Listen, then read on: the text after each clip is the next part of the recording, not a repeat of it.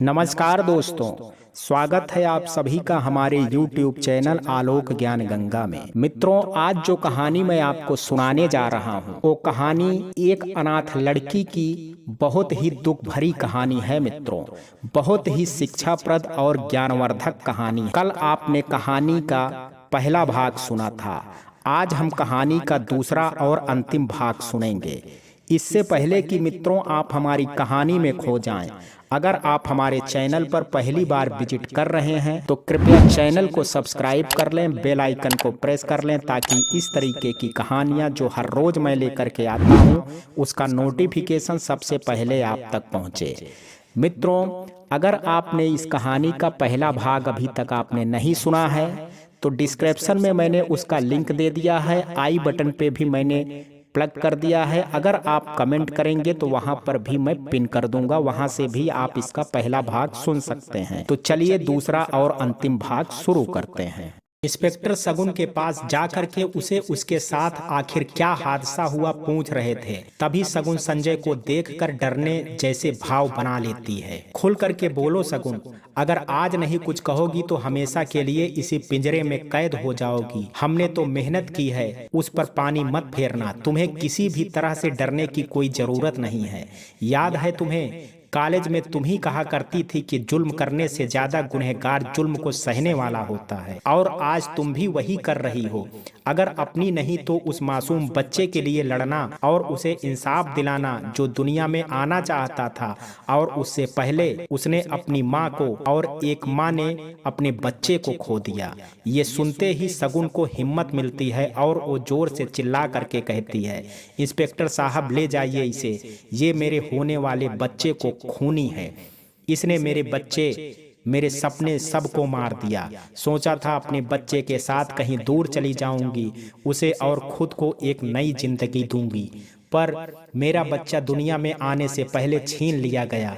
रोते रोते शगुन ने कहा, क्यों झूठ बोल रही हो? कोई सबूत है कि मैंने तुम्हारे बच्चे को मारा है? संजय ने चिल्लाते हुए कहा, मेरा सबूत मैं खुद हूँ इंस्पेक्टर साहब। आज तक मैंने इस आदमी की सारी गलतियों को माफ किया, बस इसलिए कि ये मेरे होने वाले बच्चे का पिता था, और मुझे लगा शायद बच्चे के आने से हमारे रिश्ते में बदलाव आएगा। पर ये आदमी कभी नहीं सुधरा। रोज शराब पी करके घर आना, मारना, जबरदस्ती करना, चाय थोड़ी भी गर्म नहीं होती तो उस कप में मेरा हाथ डाल करके जला देना, ये सब इसके लिए मामूली बात है। पर ये अत्याचार मुझ पर रोज होता है।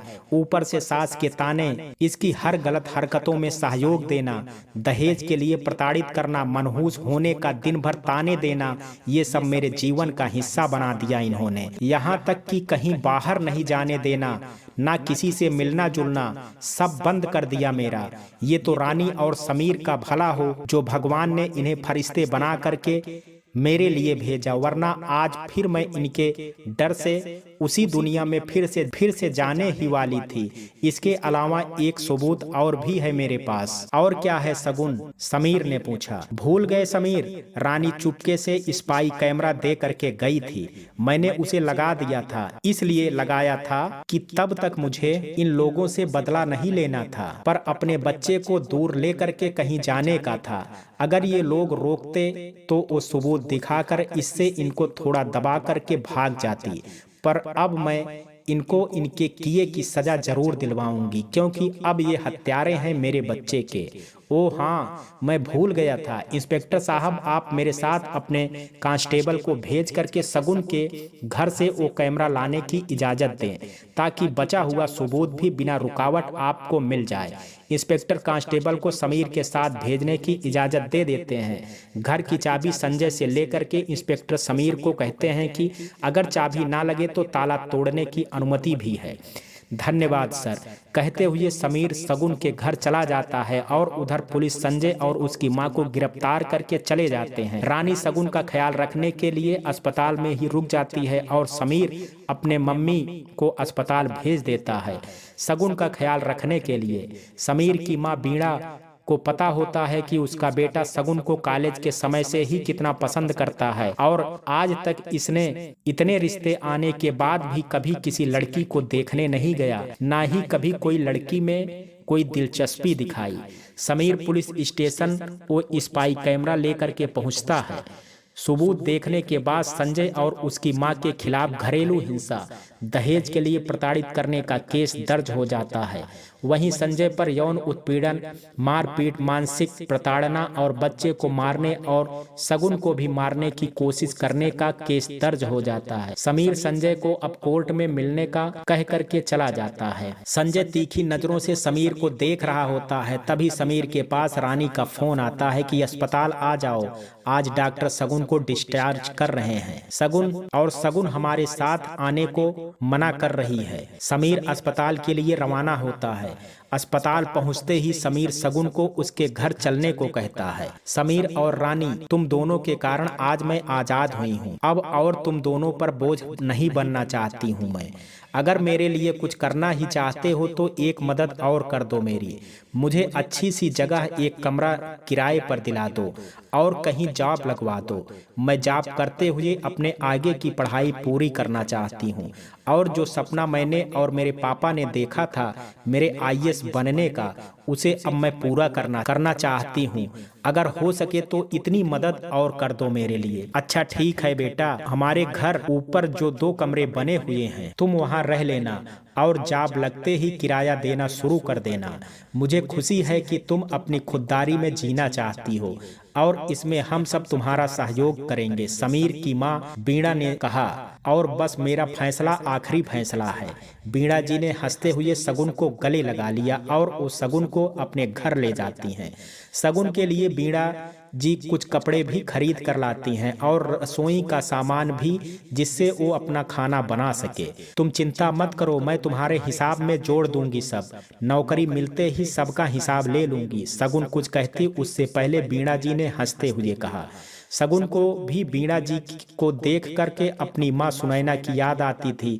बीणा भी सगुन को इतना प्यार करती थी जैसे कोई माँ अपने बच्चे को। सगुन भी धीरे धीरे अपने साथ हुए अन्याय को भूल रही थी, बस अपने बच्चे को बहुत याद करती थी। सगुन, याद है ना तुम्हें, कल तुम्हारी कोर्ट में पेशी है और तुम्हें बिल्कुल भी नहीं डरना है और उनका वकील जो पूछे सबका बेबाकी से जवाब देना है।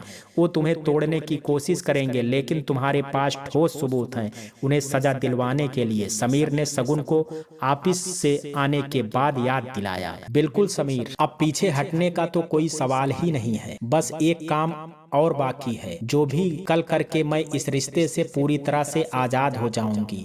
लगे हाथों वो काम करना ही करना है मुझे। क्या काम है ऐसा जो तुम्हें कल ही करना है, जरा मुझे भी तो बताना। समीर ने सगुन को हल्की सी मुस्कान लेते हुए कहा, क्योंकि वो खुश भी थी कि सगुन अब अपने लिए स्टेप लेना सीख रही है। तलाक, संजय से तलाक चाहिए मुझे समीर। मुझे पता है अब वो मेरी जिंदगी में कभी नहीं आएगा, लेकिन फिर भी मैं तलाक लेकर के सिकोर होना चाहती हूँ। इस रिश्ते से हमेशा के लिए आजाद होना चाहती हूँ। मैं नहीं चाहती हूँ कि कभी भी मेरे साथ किसी भी तरह से उसका नाम जुड़े और कल के कल ही मैं ये काम करना चाहती हूँ। एक अलग सा गुस्सा सगुन के चेहरे पर था। तभी समीर उसे पानी ला करके देता है। शांत हो जाओ सगुन, तुम जो चाहोगी वही होगा। अभी तुम आराम करो। और हाँ, मैंने तुम्हारे लिए अपने बॉस से बात कर ली है। तुम्हारी क्वालिफिकेशन देख करके वो खुश हुए और तुम सोमवार से ऑफिस ज्वाइन कर सकती हो। क्या सच में समीर? सगुन खुशी से झूम उठी और समीर उसे बस देखे जा रहा था। काफी दिनों से पहली बार सगुन के चेहरे पर मुस्कान जो थी। अगली सुबह नई उम्मीद और नई रोशनी की सुबह थी। सगुन ने कोर्ट में वो सारे सबूत जो उसके पति और सास के खिलाफ थे वो पेश किए, साथ ही अपने बच्चे को खो देने की मेडिकल रिपोर्ट भी। सारे सबूत संजय और उसकी मां को सजा दिलवाने के लिए पर्याप्त थे। इसलिए कोर्ट ने सगुन की सास को 2 साल की सजा और संजय को यौन दुर्व्यवहार, बच्चे और उसकी मां की हत्या की कोशिश के जुर्म में 7 साल की सजा सुनाई। जज साहब, मैं एक बात और रखना चाहती हूँ सबके सामने, मुझे इस आदमी से तलाक भी चाहिए। सगुन ने कोर्ट में जज साहब और अपने वकील के सामने ये भी अपील रख दी। क्योंकि संजय पर सगुन के खिलाफ गुस्सा था तो उसने भी एक पल की देरी किए बिना कागज पर हस्ताक्षर कर दिए। जज साहब ने संजय को सगुन को तलाक के बाद देने वाली राशि देने को भी आदेश दे दिया। आज सगुन को आजादी का अनुभव हो रहा था। रानी और समीर उसके साथ ही थे। वो दोनों उसकी जिंदगी में आए और बदलाव के लिए धन्यवाद देती है। आज काफी मेरी तरफ से, शगुन ने समीर और रानी को बड़ी खुशी जाहिर करते हुए कहा। हाँ हाँ, क्यों नहीं, अब वो वैसे भी तुम्हें डबल पार्टी देनी है, अपनी आज़ादी के साथ साथ नौकरी मिलने के भी। तुम सिर्फ काफी से काम नहीं चलेगा, हंसते हुए रानी ने कहा। अच्छा ठीक है, पहली सैलरी मिलते ही पक्का बाहर खाना खाएंगे। आज तो सिर्फ कॉफी से ही काम चलाना पड़ेगा, खुशी से झूमते हुए शगुन ने कहा। समीर तो बस जैसे शगुन को ही देखे जा रहा था। तो चलें अब, शगुन ने दोनों को कहा और तीनों काफी पीने के लिए चले जाते हैं। काफी पीने के बाद समीर शगुन को घर छोड़ करके रानी को उसके घर छोड़ने निकल जाता है। अब तो कह दो शगुन को अपने दिल की बात, या बस उसे देखते ही रहना है। जैसे कॉफी शॉप में घूर रहे थे हर थोड़ी देर में, रानी ने समीर को हंसते हुए कहा। रानी की बच्ची, कितना ध्यान देती हो तुम, समीर ने हंसते हुए कहा। पर अभी नहीं, अभी उसे लगेगा मैं उस पर कोई हमदर्दी दिखा रहा हूँ या तरस खा रहा हूँ। उसे सबसे पहले उसका खोया हुआ आत्मविश्वास वापस लाने दो और अपने सपने पूरा करने की जो उम्मीद और जज्बा उसमें जगा है, वो जज्बा कायम रहने दो, ताकि फिर किसी मोड़ पर वो किसी भी तरह खुद को अकेला या कमजोर ना समझे।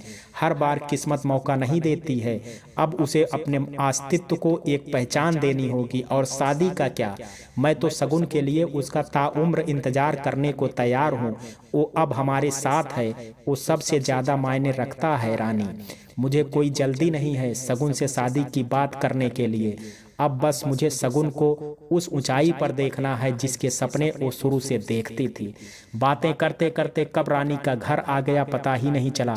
अच्छा समीर, मिलते हैं फिर, और मुझे खुशी है कि तुम जैसा हम सफर शगुन को मिला, जिसने बिना किसी स्वार्थ के उसे बेपनाह प्यार किया। काश सब लड़कियों को तुम्हारे जैसा जीवन साथी मिले, कहते हुए रानी चली जाती है। समीर ऑफिस के लिए निकल जाता है। शाम को जब घर लौट करके आता है तो घर में बहुत अच्छे अच्छे पकवान बने होते हैं। खाना देखते ही समीर टूट पड़ता है खाने पर, जैसे कई दिनों से आज उसने जी भर करके खाना खाया हो। क्या बात है माँ, आज सब मेरे मनपसंद का खाना बनाया है आपने, आज कुछ स्पेशल है क्या, कहते हुए समीर फिर से खाना खाने लग जाता है। बेटा, आज का खाना मैंने नहीं, शगुन ने बनाया है हमारे लिए, उसी ने ये सब बना करके भेजा है। शगुन ने? उसे कैसे पता मुझे खाने में ये सब पसंद है माँ, समीर अचंभित होते हुए वीणा जी से पूछता है। अरे बेटा, वही तो, मुझे भी खाना देखते ही पहले ही ये लगा था कि तुम्हें जो पसंद है वही सब शगुन को कैसे पता। फिर एक औरत के अंतर्मन को पढ़ा तो लगा कि जिसे हम सबसे ज्यादा प्रेम करते हैं उसकी पसंद और नापसंद सबका ख्याल होता है हमें।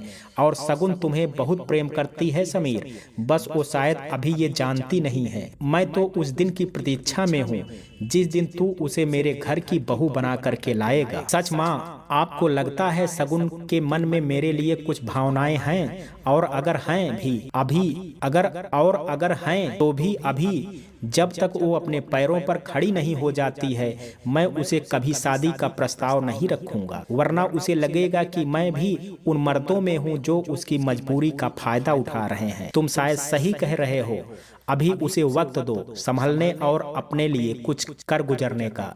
धीरे धीरे वक्त के साथ वो सब जख्म को भूल जाएगी, वो जिंदगी में उसे मिले भूल जाएगी जो जिंदगी में उसे मिले हैं। और ये सब पूरी तरह भूल जाने पर ही वो कोई रिश्ता निभा पाएगी। चलो अब सो जाओ, सुबह ऑफिस भी तो जाना है। अरे माँ, कल संडे है, शायद आप बूढ़ी हो रही हैं, वीणा जी को छेड़ते हुए समीर ने कहा। अच्छा, फिर क्यों ना हम कोई मूवी देखें, वीणा जी ने समीर से कहा। नहीं माँ, मेरी हिम्मत नहीं है, फिर से हम आपके हैं कौन देखने की, समीर ने वीणा जी से कहा। कोई बात नहीं, तुम मत देखो, मैं शगुन को बुला लेती हूँ, वो मेरे साथ देख लेगी, कहते हुए वीणा जी शगुन को आवाज लगाती हैं। शगुन, वीणा जी की आवाज सुन नीचे आती है। जी आंटी, बुलाया आपने, कोई काम था? हाँ बेटा, सबसे पहले तो धन्यवाद इतना स्वादिष्ट खाना खिलाने के लिए। अब सोच रही हूँ परसों से तुम भी ऑफिस चली जाओगी और तुम दोनों के पास मेरे लिए फिर टाइम कहाँ होगा। तो कल संडे है, आज मेरे साथ फिल्म देखोगी? बिल्कुल आंटी, ये भी कोई पूछने की बात है? नहीं शगुन, हाँ मत कहो, तुम्हें नहीं पता है माँ कौन सी फिल्म देखेंगी? फिल्म का नाम आते ही ले दे करके इन्हें सिर्फ एक ही मूवी देखनी होती है। हम आपके हैं कौन? मैं तो थक गया हूँ फिल्म देखते देखते। अरे आंटी, वो फिल्म तो मैं आपके साथ जरूर देखूंगी, मेरी भी वो पसंदीदा फिल्मों में से एक है। और तुम्हें पता है ना समीर, कॉलेज के टाइम में से ही माधुरी दीक्षित का भूत सवार था मुझ पर। चलिए माँ जी, हम फिल्म देखते हैं। समीर सोचता है फिल्म देखने का मन तो नहीं है, पर इसी बहाने शगुन को देखने का मौका वो नहीं गंवाएगा। चलो, जब दोनों को देखना है तो फिर मैं भी देख लेता हूँ, समीर ने झूठा दिखावा करते हुए अंदर की खुशी को छुपाते हुए कहा। दोनों फिल्म देख रही होती हैं और समीर बिना शगुन को पता चले बस उसे ही निहार रहा था और बस यही सोच रहा था कि पूरी दुनिया की खुशियां उसके कदमों में ला करके रख दूं। शगुन के लिए उसका प्यार इबादत बन चुका था।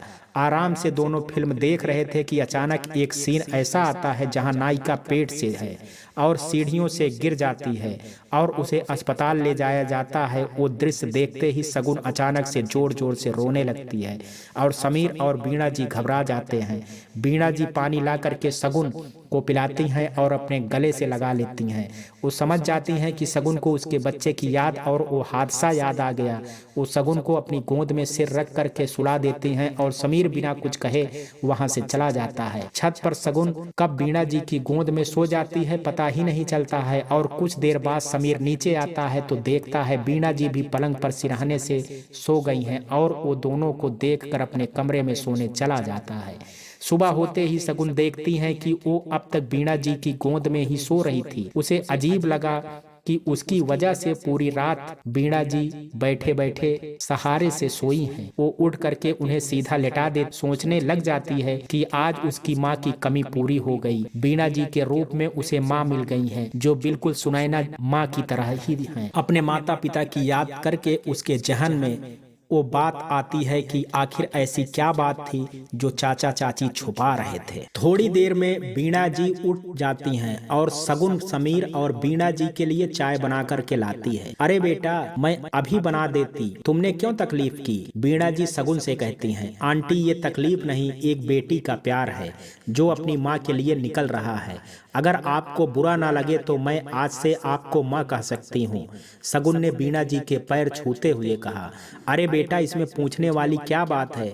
तुम बेशक मुझे माँ कहो, बल्कि मुझे तो खुशी होगी। आखिर बेटी की कमी थी जो भगवान ने तुम्हें दे करके वो भी पूरी कर दी है। समीर दोनों को दूर से देख रहा था और खुश था बहुत कि शगुन ने रात की बात को भुलाकर सुबह की नई शुरुआत से सकारात्मक रहते हुए नई पहल की है। बस बेटी क्या मिली, आप तो मुझे भूल ही जाओगी ऐसा लग रहा है मुझे, समीर ने मुंह बनाते हुए दोनों को छेड़ते हुए कहा।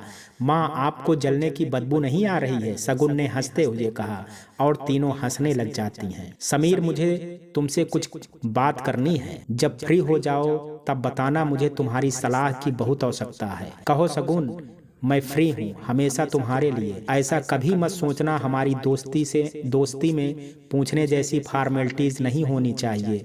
तुम कभी भी मुझसे मदद हो या कोई भी काम हो बिना झिझक कह सकती हो। मुझे अपने माता पिता का घर चाहिए समीर। अगर चाचा चाची सच में प्यार से रहते तो मैं कभी नहीं अपना हक मांगती, लेकिन मुझे बर्बाद करने में आधा हाथ उन लोगों का भी है। तुम कैसे इतना यकीन से कह रही हो शगुन?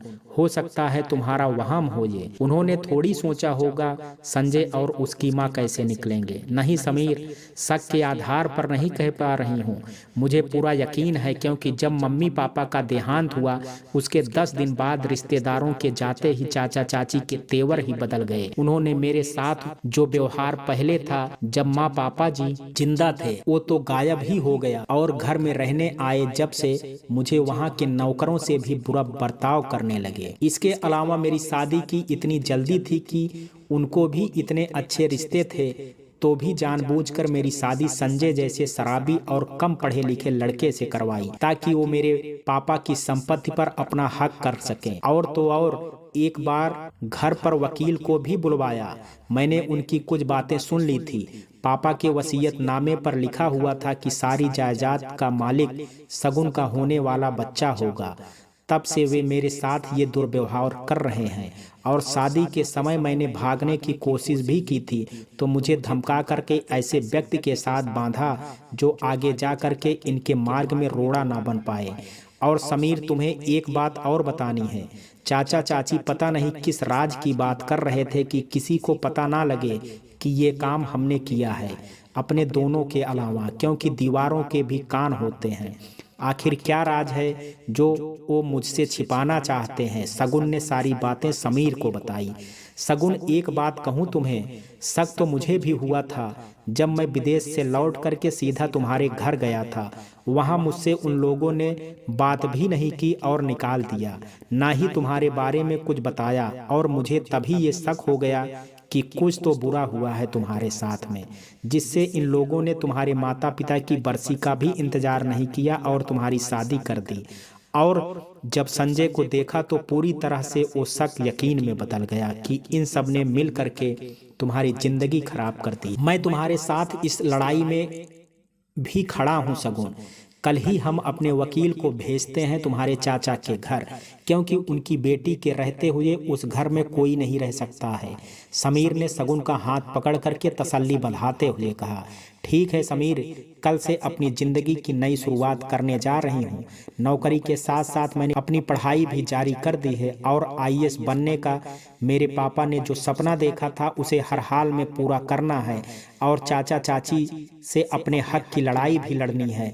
अब कल से नई शुरुआत होगी मेरे सफ़र की, लेकिन पहले जैसे डरने वाली शगुन नहीं, अब एक नई ऊर्जा और पक्के इरादों वाली शगुन होगी। जिन लोगों ने मुझे मनहूस और उनके मनहूसियत भरे दिन लाना बाकी है। अब एक आत्मविश्वास के साथ शगुन ने समीर से कहा और समीर के चेहरे पर मुस्कान थी। अगली सुबह समीर से पहले तैयार होकर के शगुन नीचे आ जाती है। आखिर ऑफिस का पहला दिन जो था, उसकी खुशी उसके चेहरे पर साफ दिख रही थी। लाल रंग का सूट, खुले बाल, आत्मविश्वास और सुंदर बड़ी बड़ी आंखें। समीर तो देखते ही वहीं रुक गया, जैसे कुछ सोच रहा हो।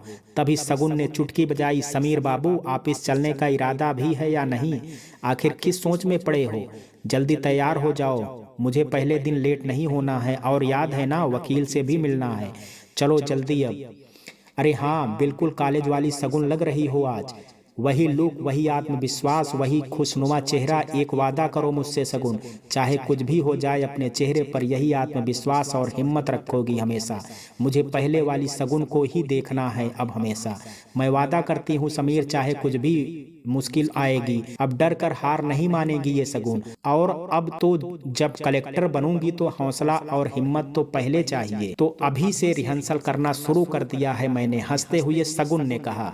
ये हुई ना बात, अब लग रहा है कलेक्टर साहिबा जैसे वालों बात। अब चले मैडम, लेट मैं कर रहा हूँ या तुम?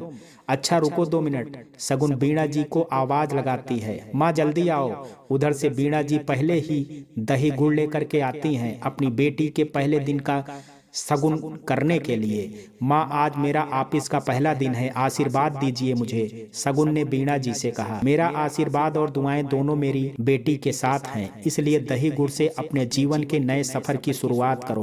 कहते हुए बीणा जी शगुन को दही गुड़ खिलाती हैं और शगुन की आंखों में प्रेम और खुशी के आंसू छलक आते हैं। वो बीणा जी के गले लग करके ऑफिस के लिए रवाना हो जाती है। ऑफिस का पहला दिन और शगुन को खुशी भी थी और घबराहट भी। पर वहां आकर के सारे सहकर्मी उसके दोस्त बन गए। उसे लगा ही नहीं कि ऑफिस में उसका पहला दिन है और समीर भी साथ था, तो एक हिम्मत तो पहले से आ गई थी। लंच होते ही वो समीर के केबिन में जाती है। बात हुई वकील से तुम्हारी, कब जाना है घर पर? आज शाम को ऑफिस से छूटते ही हम अपने वकील के साथ तुम्हारे घर चल रहे हैं, बस जल्दी ही अब तुम्हें तुम्हारा घर मिल जाएगा शगुन। मैंने वकील साहब से सारी बात कर ली है, प्रॉपर्टी को लेकर के भी उन्होंने कहा है कि अगर तुम उनकी बेटी हो तो उनको कोई हक ही नहीं है तुम्हारी जायदाद हड़पने का। अब शाम होते ही हम उन्हें सारे नोटिस देने वाले हैं, तुम्हारा घर और जायदाद दोनों को तुम्हें लौटाने का। समीर, कितनी बार धन्यवाद कहूँ तुम्हें, बस अब तो तुम मेरे जीवन में कान्हा जी के भेजे हुए फरिश्ते हो। कहते हुए शगुन भावुक हो जाती है। ओ कलेक्टर साहिबा, सुबह क्या बात हुई थी कि आज के बाद रोना धोना इतना जल्दी भूल गई? शायद तुम लड़कियों को रोने के अलावा कुछ आता ही नहीं है। समीर ने शगुन को हंसाने के लिए व्यंग किया। हाँ हाँ ठीक है, अब से नहीं रोना धोना और ना ही कोई धन्यवाद देना। दोस्ती में ना सॉरी ना धन्यवाद, कहते हुए शगुन अपने केबिन में चली जाती है। शाम को समीर और शगुन अपने वकील को लेकर के अपने चाचा के घर जाते हैं। वकील को देखते ही चाचा चाची थोड़ा घबरा जाते हैं और उनके सामने शगुन से मीठी मीठी बातें करना शुरू कर देते हैं। तभी शगुन उनके हाथ में नोटिस थमा देती है, जिसमें साफ साफ लिखा था कि माता पिता के जाने के बाद उसकी संपत्ति का हक उनके बच्चों का होता है, इसलिए उसको ये घर खाली करना होगा और सारे जायदाद के कागजात भी शगुन के हवाले करना होगा, जो भी उनके पास पड़ी है, अन्यथा आप पर 420 का केस लगा दिया जाएगा। पहले तो दोनों थोड़ा नाटक करते हैं, लेकिन जब वकील कोर्ट जाने की धमकी देता है तो दोनों डर से मान जाते हैं। दोनों को सबसे बड़ा डर उस राज के पोल खुल जाने का होता है जो वो शगुन और दुनिया से छिपा कर रखे रहते हैं। शगुन दीदी कितने दिनों बाद आई हैं आप, कहते हुए चाचा के दोनों लड़के उनके गले लग जाते हैं। दोनों ट्यूशन पढ़ करके आए थे। शगुन की चाचा के दोनों बेटों में खूब बनती थी, ज्यादा उम्र भी नहीं थी। रोहन जो बड़ा बेटा था वो 10वीं और राहुल जो छोटा बेटा था वो 8वीं में पढ़ता था। दोनों ही छोटे थे, अभी माता पिता के लालच से अनजान भी थे, पर शगुन दीदी से बहुत प्यार करते थे। शगुन भी हमेशा से उनको राखी बांधती आई थी, इसलिए उनको अपने सगे भाई ही मानती। लेकिन अब वो किसी भी हाल में पिघलना नहीं चाहती थी। जैसे ही वकील ने घर खाली करने को कहा, चाचा चाची ने 1 हफ्ते की मोहलत मांगी ताकि वो घर का सामान दूसरे घर में शिफ्ट कर सकें जिसमें वो पहले रहते थे। शगुन ने अपने भाइयों को देखते हुए हाँ कर दी और बाकी सारे कागज लेकर के जैसे ही वो बाहर निकलती है, उसे उनका पुराना ड्राइवर हरी उनके घर आते दिखाई देता है। शगुन हरी को देख करके समीर को कहती है कि जिस दिन मम्मी पापा का एक्सीडेंट हुआ था तब यही गाड़ी चला रहा था, तो फिर ये कैसे बच गया? मुझे तो बताया गया था कि वो गाड़ी खाई में गिर गई। पुलिस उसकी लाश भी नहीं ढूंढ पाई और मम्मी पापा की बॉडी सड़क पर मिली थी। तुम्हें ठीक से याद है शगुन, ये वही ड्राइवर है जो उस दिन अंकल आंटी के साथ था। समीर ने शगुन को ठीक से याद करने को कहा। हाँ समीर, कैसे याद नहीं रहेगा, आखिर 3 साल से यही हमारे घर का परमानेंट ड्राइवर था। जरूर कोई बड़ी बात है समीर, कहीं ये राज ही तो नहीं छुपा रहे हैं चाचा चाची हमसे?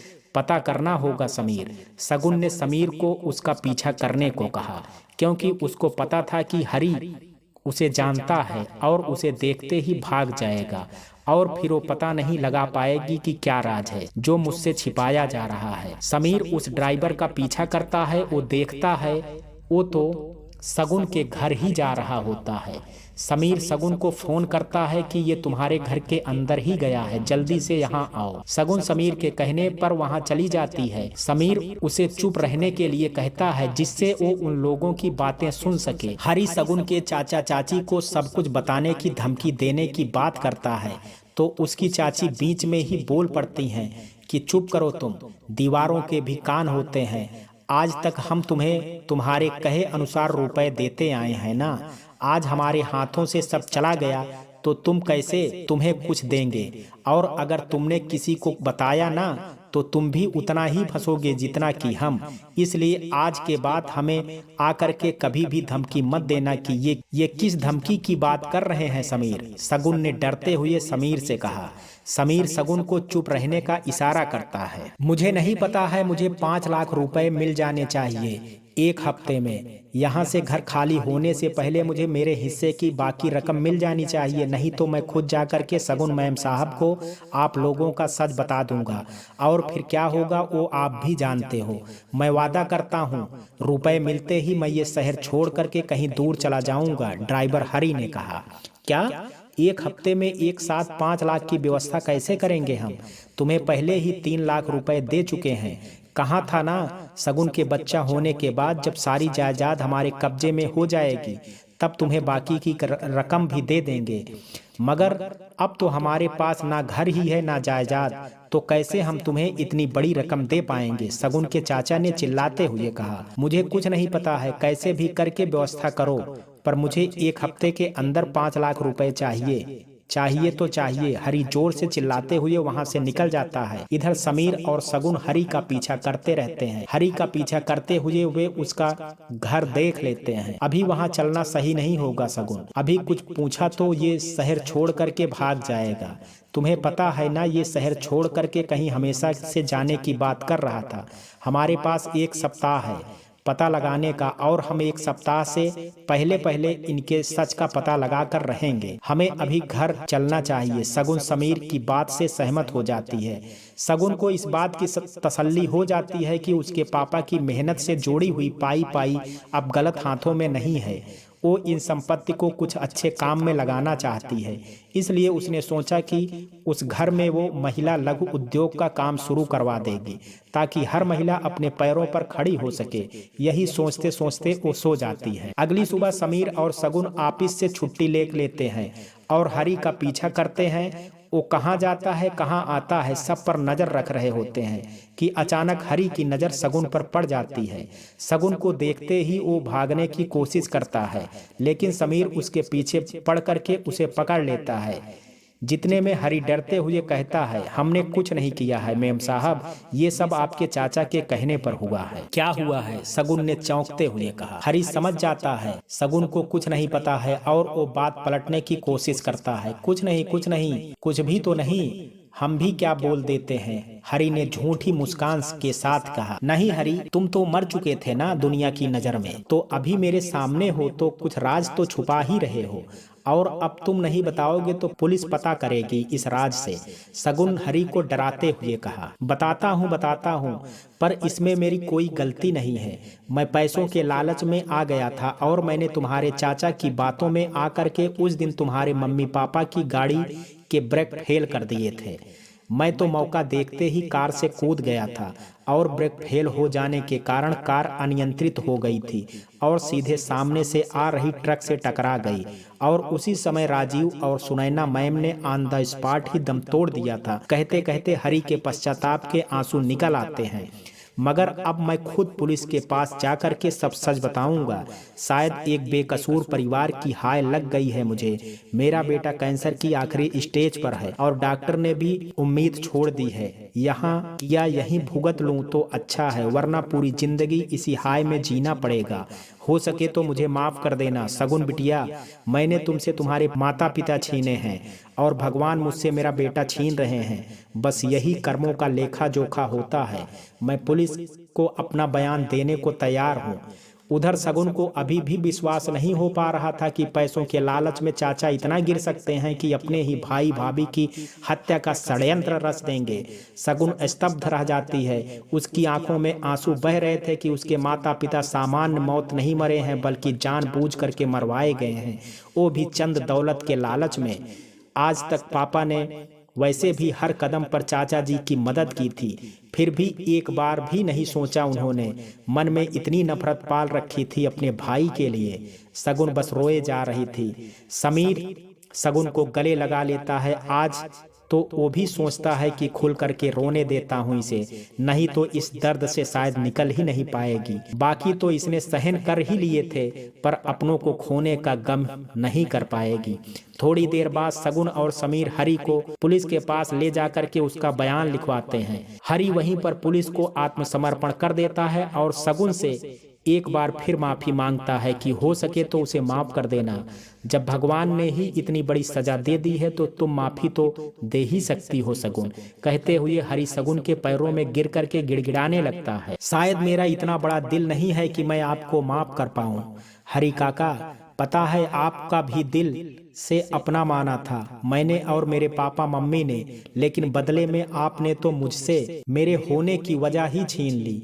शायद आपको कभी माफ नहीं कर पाऊंगी, पर एक वादा जरूर इंसानियत के नाते करके जाती हूँ कि आपके बेटे के इलाज की जिम्मेदारी मेरी होगी, क्योंकि सच बोल करके आपने मेरे मम्मी पापा को इंसाफ दिलाने में मेरी मदद की है। और पापा कहते थे मदद करने के लिए हमेशा आगे आना चाहिए, अगर हमें ईश्वर ने सक्षम बनाया है तो।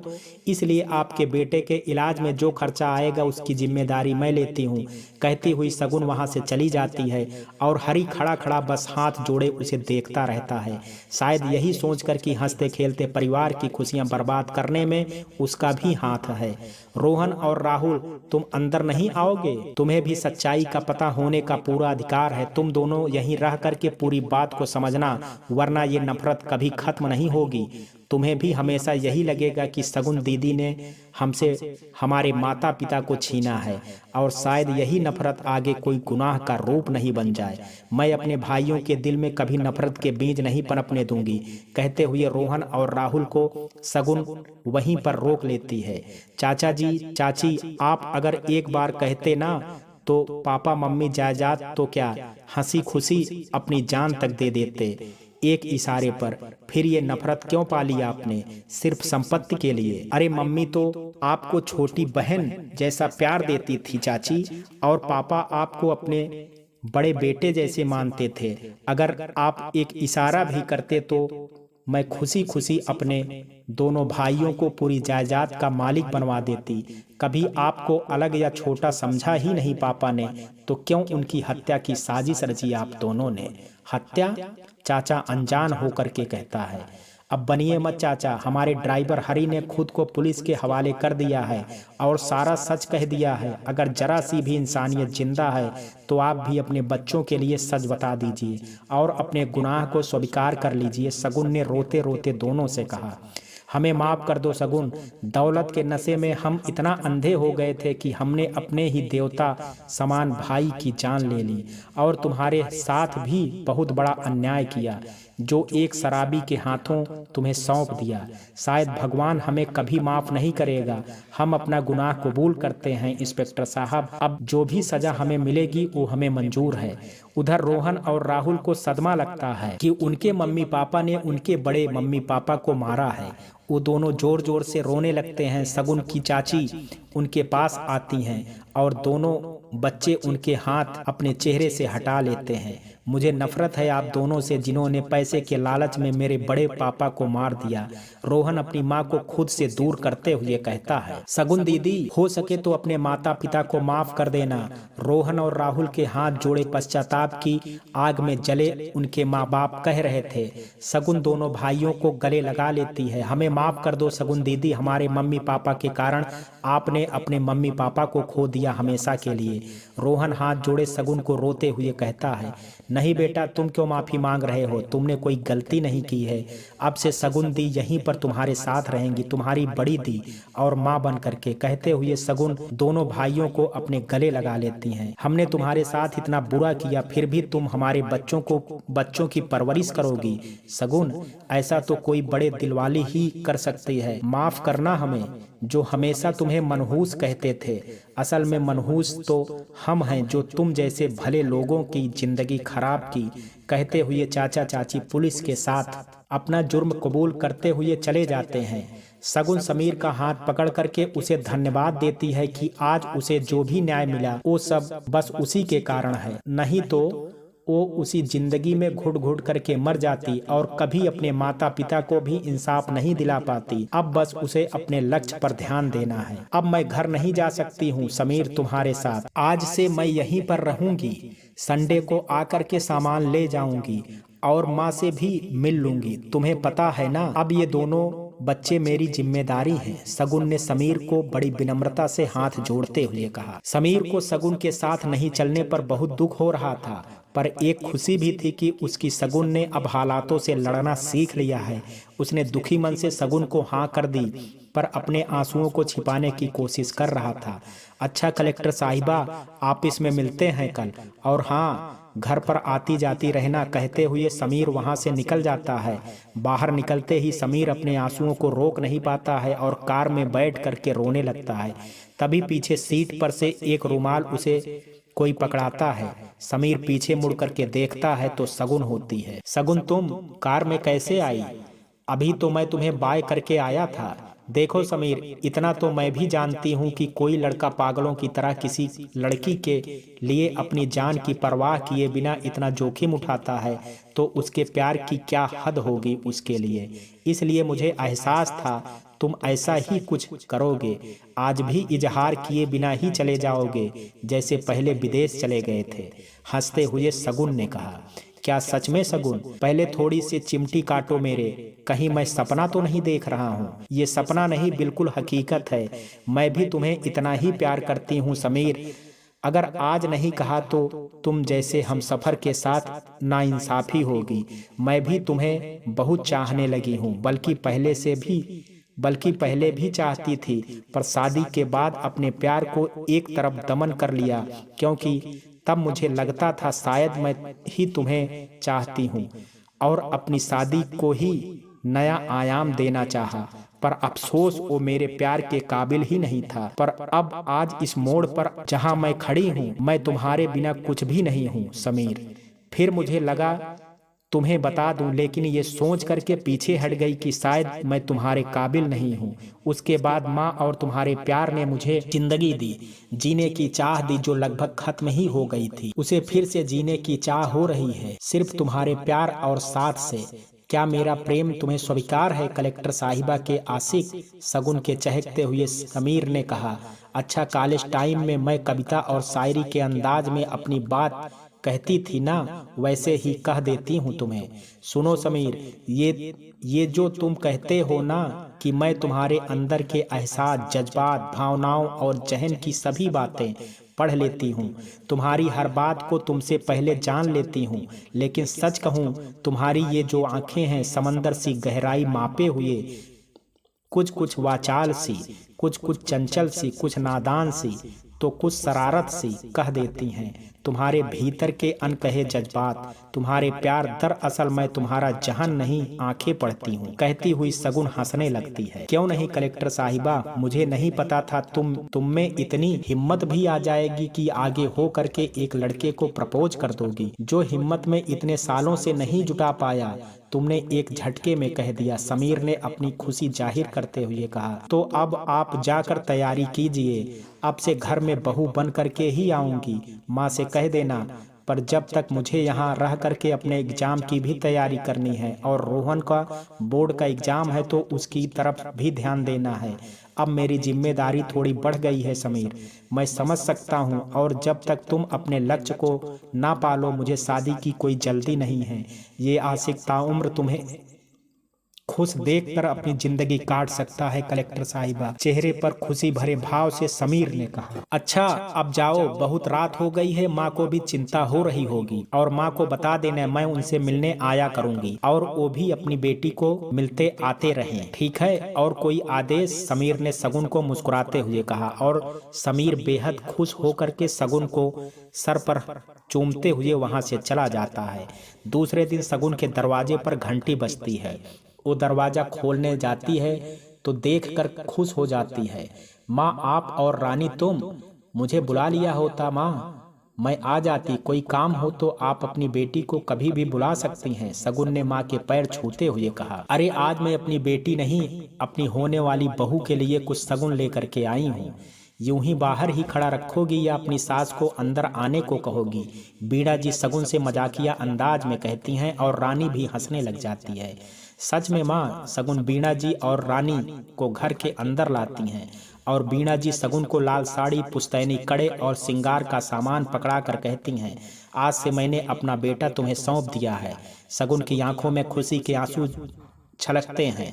वो हाथ जोड़ करके बीणा जी को शुक्रिया करती है और सोचती है, ये देवी से कम नहीं है जिसने एक तलाकशुदा लड़की को इतने प्यार से अपनाया है। और सोचते हुए बीणा जी के गले लग जाती है। माँ, मैं कुछ सोच रही थी, क्या आप मेरे काम में मेरा साथ दोगी? हाँ बेटी, मैं तुम्हारी सास बाद में हूँ, माँ पहले हूँ।